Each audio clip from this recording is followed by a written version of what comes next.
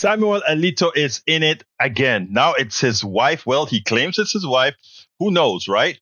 But as you know, the Stop the Steal symbol is an inverted American flag. And guess what was flying right in January, right after the insurrection at Alito's home?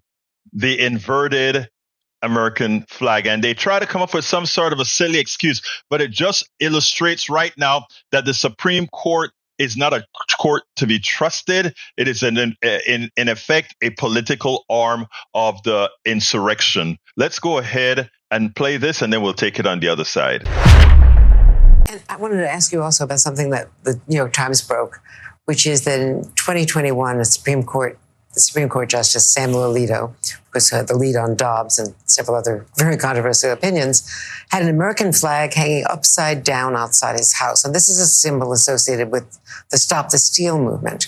Justice Alito today denying involvement, saying it was briefly placed by his wife in response to a neighbor's use of objectionable and personally insulting language on yard signs, close quote.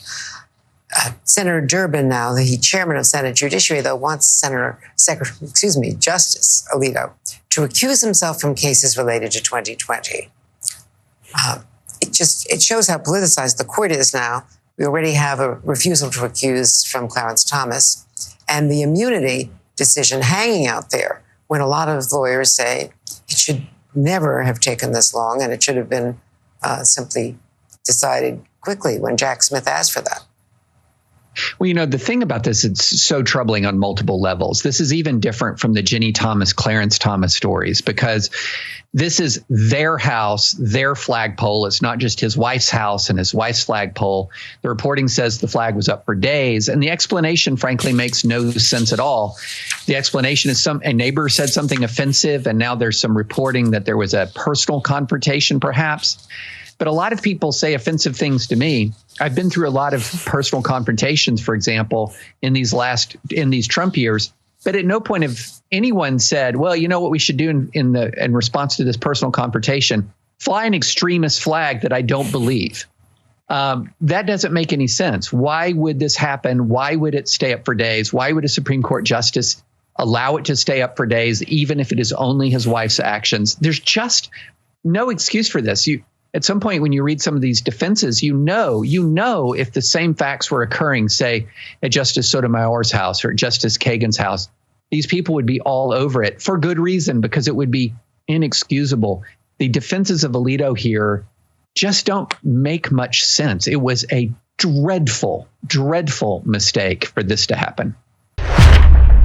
So there we go. One of the Supreme Court justices, the one that's one of the instigators for reverting many laws that we have on the books, reverting many rights we have on the books. Yes, he is his wife. Just like Jenny Thomas is an insurrectionist that worked with the White House, she seemed to have some sort of a affinity for them as well. Samuel Alito, the Supreme Court justice. Now think about this, folks. Think about why is it that a simple case like trying to point out that the Supreme Court has and should have given a resolution long time ago that says Donald Trump doesn't have any immunity. All the lower courts agree Donald Trump has no immunity.